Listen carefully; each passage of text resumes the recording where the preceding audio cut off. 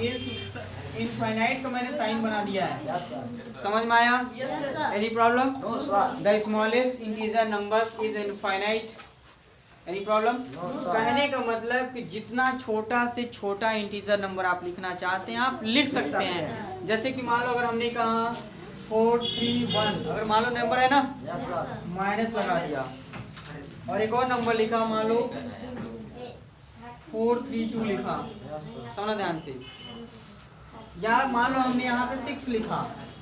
अब सोचो यहाँ पे दिख रहा है 4036 है, 4000 क्या हमारा 32 है। Yes, sir. मैंने कहा था जो नंबर जितना ही बड़ा हो और माइनस हो उतना ही छोटा होता है।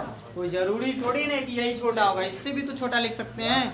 It is the only of 3 digit number ना। Yes, sir. मान लो हमें 10 डिजिट का लिखना है, 1 2 3 4 5 6 7 8 9 जो भी हो, मान लो इतना डिजिट हो गया। अगर इसके सामने माइनस लगा दोगे ना तो ये एकदम छोटा हो जाएगा।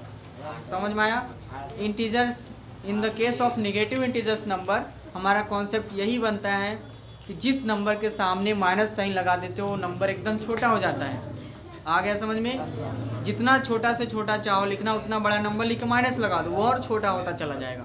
समझ में आ गया? ठीक उसी तरीके से होता है हमारे पास दूसरा कंडीशन था, द ग्रेटेस्ट। ग्रेटेस्ट मीन्स बोला तो largest. The largest integer number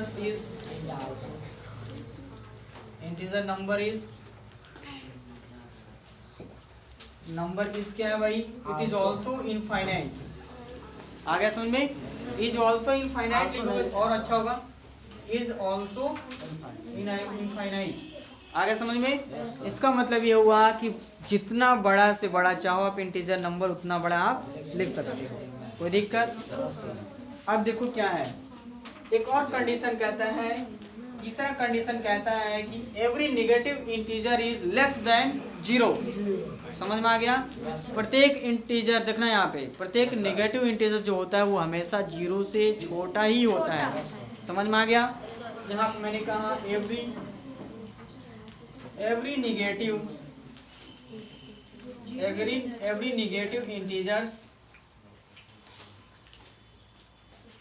integer is लिखो, इंटीजर इज लेस देन 0। मतलब कि क्या होता है? 0 से छोटा होता है। ठीक उसी तरीके से हमारे पास होता है चौथा कंडीशन होता है, every positive integer is greater than 0। जितना पॉजिटिव इंटीजर होता है वो हमेशा क्या होता है? 0 से बड़ा होता है। क्योंकि जब भी आप नंबर लिख रहे थे 0 के सामने, 0 के राइट साइड में पॉजिटिव लिखा जाता है, 0 के लेफ्ट साइड में नेगेटिव लिखा जाता है। यहाँ पे मैंने लिखा 0 1 2 3 4, यहाँ लिखा 5 6, इधर पॉजिटिव लिख रहे हैं ना, इधर हम 3 बना देंगे इधर। Any problem? यहाँ तक लिखा -1 -2 -3 -4, यहाँ एरो बना दिया। समझ में आया कि नहीं आया? Any problem? अब देखो ठीक उसी तरीके से लिखेंगे, एवरी पॉजिटिव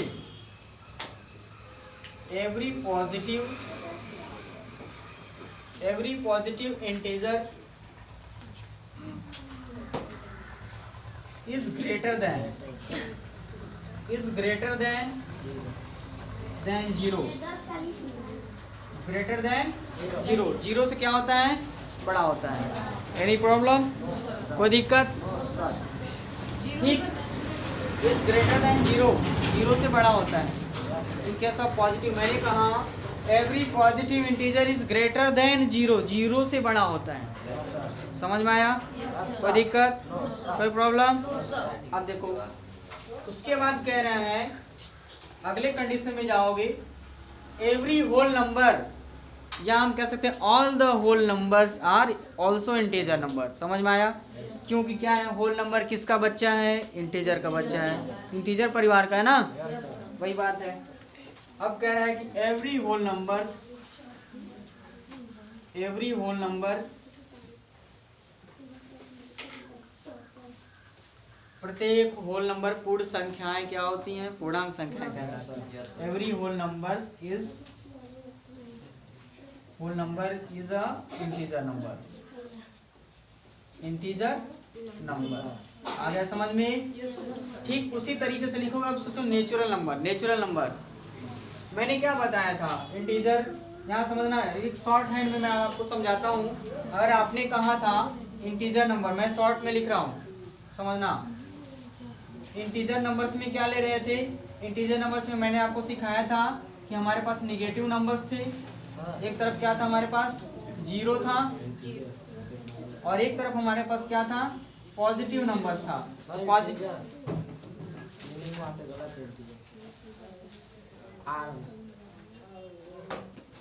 इंटीजर है, यहाँ देखो पॉजिटिव नंबर्स। पहले समझो। तो यहाँ पे मैंने बताया था कि इंटीजर में क्या है? नेगेटिव नंबर्स तो था ही। पॉजिटिव नंबर्स में कौन होते हैं? Natural numbers. जब मैंने आपको नेचुरल नंबर पढ़ाया था तो बताया था all the natural numbers always positive. सभी नेचुरल नंबर हमेशा पॉजिटिव में ही लिखे जाते हैं। समझ में आ गया? कोई दिक्कत, कोई प्रॉब्लम? अब देखो, तो ठीक उसी तरीके से हम लिख सकते हैं यहाँ पे every whole number is a integer number. ठीक उसी तरीके से हम लिख सकते हैं। हमारे पास एक और सेंटेंस है, हम कह सकते हैं कि every natural number is a integer number. कोई दिक्कत? No sir. कोई प्रॉब्लम? इंटीजर नंबर बना। यहाँ तक क्लियर हुआ? Yes sir. अब इसके बाद अब हमको पढ़ना है successor and predecessor. Concept of successor and predecessor. In case of successor and predecessor में देखोगे every integers numbers having their successor and predecessor. प्रत्येक इंटीजर नंबर्स के पास उनके सक्सेसर भी होते हैं और प्रेडिसेसर होते हैं। सक्सेसर का मतलब होता है जस्ट उसका आगे वाला संख्या, प्रेडिसेसर का मतलब होता है जस्ट उसका पीछे वाली संख्या। लेकिन जो सक्सेसर होता है वो जिस नंबर का पूछता है उस नंबर से वो हमेशा बड़ा होता है। सक्सेसर हमेशा क्या होता है? बड़ा होता है। प्रेडिसेसर हमेशा छोटा होता है। अब देखना, सक्सेसर और प्रेडिसेसर का मैं थोड़ा सा कॉन्सेप्ट पढ़ा के ही पहले मैं इस लाइन को लिखूंगा। ठीक, आपको सक्सेसर फाइंड करने के लिए किसी भी नंबर में +1 जोड़ना पड़ता है। समझ में आया? और प्रेडिसेसर पाने के लिए -1 घटाना पड़ता है। समझ में आ गया? जैसे मान लो अगर हमने कहा कि -10 का सक्सेसर बताओ, अभी -10 लेके मत चलो। मैंने कहा 10 का सक्सेसर बताओ। What is the successor of 10? Successor of 9 नहीं होगा, 10 का 11 होगा। मैं बार बार कह रहा हूँ कि +1 करना होता है और एक माइनस कर देते हैं। यहाँ देखो, अब यहाँ से कह रहे हैं पहले कैसे सॉल्व करोगे? पहले पूछा है ना, लिखेंगे सक्सेसर ऑफ 10। समझ में आया? 10 का पूछेगा। मैंने कहा था सक्सेसर निकालने के लिए हर एक नंबर में हमें +1 जोड़ना होता है ना। यहाँ लिखेंगे 10 + 1 = क्या हो गया? 11। It means that 11 is the successor of 10। आ गया समझ में? 11 क्या हुआ? 10 का सक्सेसर है ना। लास्ट में लिखेंगे therefore 11 is the successor of 10। यहाँ तक क्लियर हुआ कि नहीं हुआ? अगर हम इसी के जगह पे -10 लिख दें तो कंडीशन वही होगा। कंडीशन वही होगा जैसे कि मैंने कहा था +1 किया था ना। रूल वही है, कॉन्सेप्ट समझो। सक्सेसर के लिए नंबर कोई भी हो, चाहे पॉजिटिव हो चाहे वो निगेटिव हो, सक्सेसर जब भी फाइंड करेंगे तो उस नंबर में हमको +1 ऐड करना है। इस चीज को आप दोहराइए, यही कॉन्सेप्ट है। सक्सेसर के लिए क्या करना होता है? +1 ऐड करना होता है। और प्रेडिसेसर के लिए चाहे नंबर निगेटिव हो चाहे वो पॉजिटिव हो, लेकिन प्रेडिसेसर के लिए हमेशा 1 माइनस करते हैं। अब सोचो ध्यान से, अगर हमारे पास इसके जगह पे -10 है, यहाँ पे मैं आपको समझाता हूँ। -10 नंबर है, इसका सक्सेसर आपको समझाना है क्या होगा। समझ में आया? यहाँ देखो ध्यान से, -11 होगा। -9। जब इसको सॉल्व करेंगे तो हमारे पास होगा सक्सेसर ऑफ -10 इक्वल टू, मैंने कहा था ना, अब यहाँ से सॉल्व कर रहे हैं। मैंने कहा था 1 जोड़ते हैं ना, तो -10 + 1 इक्वल टू, अब रुक जाओ, यहाँ पे कॉन्सेप्ट यहाँ पे कैसे समझेंगे। 10 रुपए कर्ज था, 1 ही रुपये कमाया, और कर्ज दे दिया, कितना रुपए कर्ज बच गया? Minus 9 rupees. बचा कि नहीं बचा? बचा ना। यानी कि -10 का जो हमारा सक्सेसर होगा -9 होगा। और कैसे? मैं नंबर लाइन पे ही बना के दिखा रहा हूँ आपको, यहाँ देखो ध्यान से, नंबर लाइन पे बना के दिखाता हूँ, इधर आ जाओ। ये हो गया हमारे पास कितना? -5, ये हो गया हमारा -6, -7, -8, -9, इसके आगे आ जाओ, माइनस क्या होता है? 10, ये क्या होता है? -11। अब समझो ध्यान से, सक्सेसर का मतलब होता है एक आगे की, मतलब एक आगे वाली संख्या, ठीक। सक्सेसर ऑलवेज ग्रेटर, सक्सेसर हमेशा क्या होता है? जिस नंबर का सक्सेसर पूछता है वो नंबर से हमेशा सक्सेसर बड़ा ही होता है। समझ में आया? यहाँ देखो ध्यान से, अगर मैंने कहा यहाँ पे, समझना ध्यान से, दिख तो रहा है जो अमीर और गरीब का जो आपको मैंने दर्जा पढ़ाया था ना, ठीक वही लेके चलना है। यहाँ पे -11 और -10 है कि नहीं है? अब सोचो कि -11 और -10, यानी कि जो भी इस इंटीजर नंबर में जो लिखा गया है इस नंबर लाइन पे, इसको इस तरीके से लिखा गया है, ये हमेशा छोटे से बड़े की तरफ लिखा गया है ना। क्योंकि मैंने कहा था जो नंबर जितना ही बड़ा होता है वो माइनस में उतना ही छोटा होता है। तो -10 से बड़ा -11 से बड़ा -10 है, सक्सेसर नंबर हमेशा बड़ा होता है। तो -10 का सक्सेसर क्या होगा? -9 होगा, नहीं होगा? -9 का सक्सेसर -8 है, -7 का सक्सेसर -8 का -7 है, -7 का सक्सेसर -6, -6 का सक्सेसर -5, -4 का सक्सेसर -3, -2 का सक्सेसर -1 और -1 का सक्सेसर 0। -1 का सक्सेसर 0 और 0 का successor 1। In case of only integer number, जो भी आप पढ़ रहे हो समझना, अगर क्वेश्चन में इन केस ऑफ इंटीजर है तभी ऐसा बात है। नेचुरल नंबर के कंडीशन में कुछ और हो जाएगा, होल नंबर के कंडीशन में कुछ और हो जाएगा। इस चीज़ का हमेशा ध्यान देना। समझ में आया कि नहीं आया? ठीक उसी तरीके से यहाँ कह रहा है कि हमारे पास -3 का सक्सेसर -2 है, -2 का सक्सेसर -1 है, -1 का सक्सेसर 0 है, 0 का सक्सेसर 1 है, 1 का सक्सेसर 2 है। आपको इधर समझ में आ रहा होगा, इधर थोड़ी सी डिफिकल्ट हो रही होगी। आ गया समझ में? लेकिन जब नंबर लाइन बना लोगे तो सबसे आसान हो जाएगा। बस सोचना कि नंबर लाइन, जब भी इंटीजर नंबर्स का नंबर लाइन होता है वो हमेशा छोटे से बड़े की तरफ ही होता है। आ गया समझ में? इस 0 से लेफ्ट साइड जो भी नंबर होते हैं छोटे होते हैं, 0 से लेफ्ट साइड इधर जाओ उतना ही बड़ा होता है। एक और कॉन्सेप्ट है इंटीजर नंबर का, on number line system of integer number every left side number is smaller than their right side number. आ गया समझ में? यानी कि यहाँ पे ये कह रहा है कि on the number line system में, integer of number line system में, प्रत्येक लेफ्ट साइड वाला नंबर अपने राइट साइड वाले नंबर से छोटा होता है। आ गया समझ में? ये भी आपको नोट में एक लाइन लिखना है, कोई दिक्कत? अब देखो ध्यान से, यहाँ तक सक्सेसर और प्रेडिसेसर कंसेप्ट समझ में आ गया? अगर मैं आपसे कहूँ -19 का बताओ सक्सेसर कितना होगा?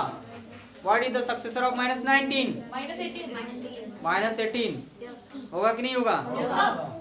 मैंने कहा था सक्सेसर में आपको एक नंबर बड़ा बताना है, तो निगेटिव के केस में हमेशा उल्टा बताते हैं सक्सेसर। समझ में आया? तो -19 से जस्ट बड़ा क्या हो जाएगा? -18। समझ में आया कि नहीं आया? निगेटिव नंबर में सक्सेसर और प्रेडिसेसर ऐसे पढ़ते हैं, और प्रेडिसेसर का मतलब होता है एक पहले वाली संख्या। ठीक, अब चलो प्रेडिसेसर पढ़ते हैं। अब देखो, प्रेडिसेसर का मतलब होता है एक पीछे वाली संख्या। समझ में आया? प्रेडिसेसर के लिए 1 हम क्या करते हैं? माइनस करते हैं।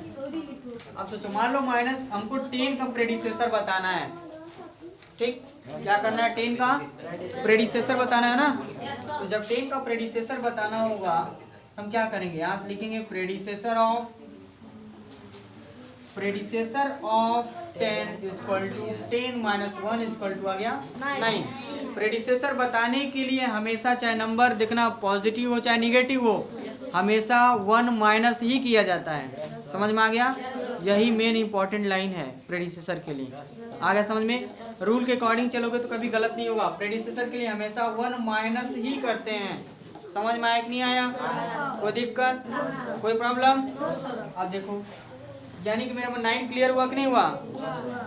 P फॉर पीछे समझ जाओ, प्रेडिसेसर याद कर लो।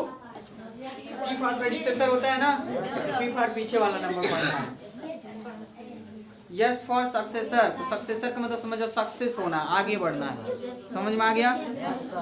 कोई दिक्कत? अगर मान लो हमने कहा कि -10 का बताओ प्रेडिसेसर क्या होगा, नंबर लाइन पे देखो पीछे वाली संख्या, -10 के पीछे क्या है? -11। ठीक है, पीछे वाली संख्या बताना है। सक्सेसर वाला कहूंगा तो समझना आगे वाला बताना है, प्रेडिसेसर वाला कहूंगा तो समझना पीछे वाला बताना है। समझ में आया कि नहीं आया? नंबर लाइन सिस्टम पे जब भी सक्सेसर कहूंगा तो समझना उस नंबर के राइट साइड वाला नंबर बताना है, जब भी प्रेडिसेसर कहूंगा तो समझना उस नंबर का लेफ्ट साइड वाला नंबर बताना है। समझ में आ गया? -8 का प्रेडिसेसर -9 आ गया। प्रेडिसेसर P फॉर पीछे, P for predecessor, P for पीछे। आ गया समझ में? ठीक, अब तुमको सक्सेसर याद करना है तो सक्सेसर का मतलब याद जान सक्सेस, आगे बढ़ना है। आ गया समझ में? कोई दिक्कत? Any problem? अगला हमारा जो कॉन्सेप्ट जाता है, ये कॉन्सेप्ट ये कह रहा है इंटीजर नंबर्स के बारे में। Every integers number have their successor and predecessor. समझ में आया? यहाँ से लिखेंगे every integers number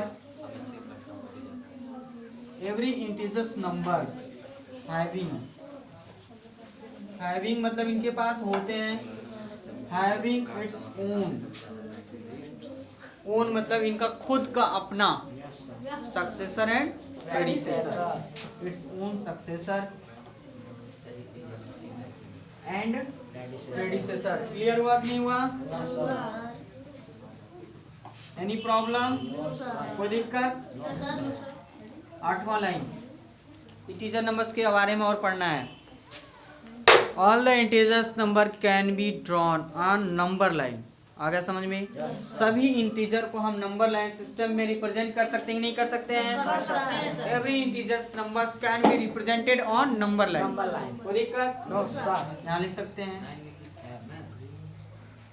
every integer number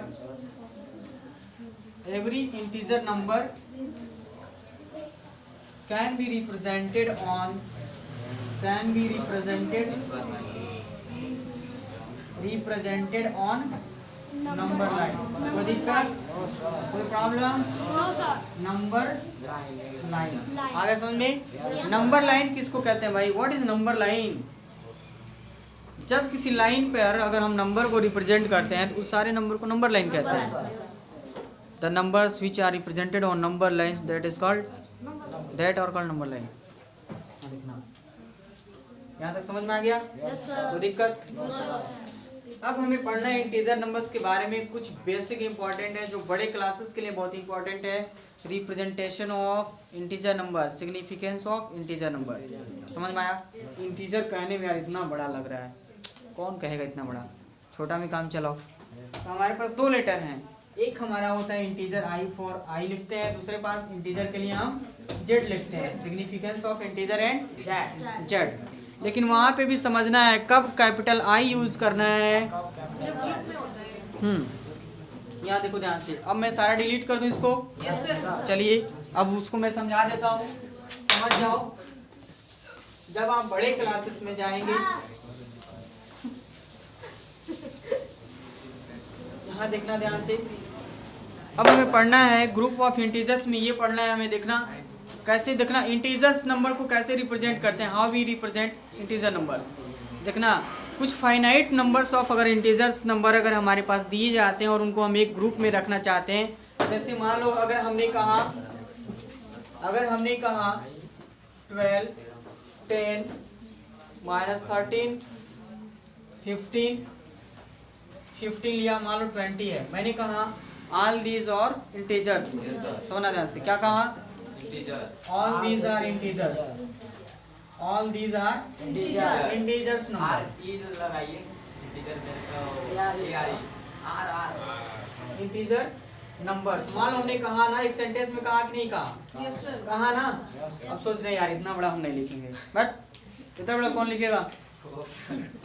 देखना, जब सेपरेट यानी कि मैंने कहा कि जब लिमिटेड नंबर ऑफ इंटीजर्स दिए जाते हैं, finite numbers of integers number दिए जाते हैं, उनको अगर एक ग्रुप में लिखना हो, इसी बात को लिखना हो, तो कुछ नहीं करना है, आई लिखो चुपचाप, कर्ली ब्रैकेट बनाओ, सारे नंबर को असेंडिंग टू डिसेंडिंग ऑर्डर में लिख दो।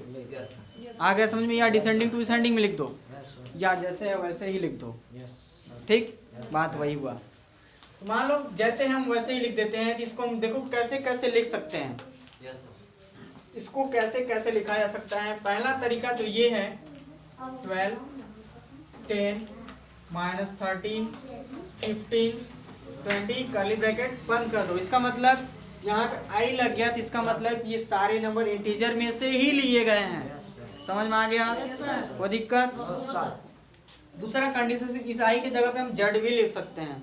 आगे समझ में? यही बात हमको जेड भी लिख करके लिखना है। मान लो जेड मैंने लिख दिया, वही चीज लगा दिया, ठीक वैसे लिख दिया 12, 10, -13, 15, 20 लिख दिया। ये भी क्या हुआ हमारा? इंटीजर नंबर है। यानी all these also taken from in the list of integer. आ गया समझ में? ठीक, लेकिन इसका जो सबसे स्टैंडर्ड रूल है, स्टैंडर्ड और सबसे शानदार एकदम सटीक, इसके सोचो क्या मेरे कॉपी में कोई रेड पेन चलाना है ही ना, तुम्हें पसंद ही नहीं है, समझो रेड पेन सोचो कोई ना चलाए, तुम्हारे पास एक ही तरीका है, कुछ नहीं करना है। आप या तो आई लिखेंगे, जैसे जैसे यहाँ लिखा आई से भी लिख सकते हो और जेड से भी लिख सकते हो, कैपिटल जेड। आ गया समझ में? हाँ देखो ध्यान से, आई लिखा, इसमें क्या करेंगे, नंबर को यहाँ आप असेंडिंग टू डिसेंडिंग लिखिए या डिसेंडिंग टू असेंडिंग, मीन्स या तो छोटे से बड़े में लिखो या बड़े से छोटे में। तो पहले इसमें सबसे छोटा नंबर कौन है? जो नंबर माइनस में होता है वो नंबर छोटा माना जाता है। तो -13 है ना? सबसे पहला छोटा नंबर मेरा क्या है? -13, कॉमा, अब क्या है सोचो? 10। क्या है? 10 है। उसके बाद से क्या है मेरे पास? 12 है। उसके बाद क्या है? 15 है। उसके बाद क्या है? 20। कर्ली ब्रैकेट बंद कर दो। कोई दिक्कत? कोई प्रॉब्लम? आगे बढ़ो। ठीक, इसी को अगर आप चाहें डिसेंडिंग ऑर्डर में लिखना चाहते हो, मान लो ये असेंडिंग में लिखा ना, छोटे से बड़े के क्रम में, इसी चीज को आप ऐसे भी लिख सकते हैं, आई इक्वल टू लिख सकते हो, कर्ली ब्रैकेट लगाओ, बड़े से छोटे के क्रम में लिखना है तो अब यहाँ लिखोगे, पहले लिख सकते हो 20, कॉमा क्या है मेरे पास? 15, कॉमा कितना है? 12, 10, कॉमा -13, कर्ली ब्रैकेट बंद कर दो। समझ में आ गया? ये हमारा कंडीशन था। ये आई के रेस्पेक्ट में जब हम सिर्फ इंटीजर नंबर के लिए आई का प्रयोग किया, छोटे से बड़े के क्रम में और बड़े से छोटे के क्रम में। कोई दिक्कत? हम इस आई के जगह पे हम जेड भी रख सकते हैं। समझ में आया? तो इसको डिलीट कर दिया, वो भी सही है। आगे समझ में? जेड रखा तो भी सही है। समझ में आया कि नहीं आया? आया? कोई दिक्कत? अगर इन सीरीज में से किसी एक इंटीजर नंबर की हम बात करेंगे, किसी एक, जब हम ग्रुप ऑफ सम देखना है यहाँ पे, जब सेपरेट नंबर होंगे, कुछ फाइनाइट नंबर्स होंगे और उसको एक ग्रुप में जब हम रिप्रेजेंट करेंगे तो वहाँ पे कैपिटल आई और कैपिटल जेड। आगे समझ में? जब इनमें से किसी एक नंबर की हम बात करेंगे, मान लो इसमें से मैंने कहा 12, तब आप उसी चीज को लिखेंगे -i = 12। आ गया समझ में? इसका मतलब कि -12 क्या है हमारा? इंटीजर नंबर है। इसी को हम ये भी लिख सकते हैं कि जेड, स्मॉल जेड, वो वाला जेड लिखना, ठीक है?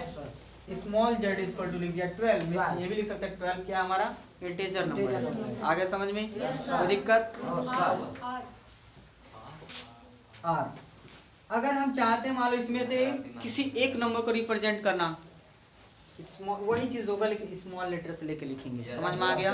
किसी सिंगल नंबर के रेस्पेक्ट में। कोई दिक्कत? कोई प्रॉब्लम?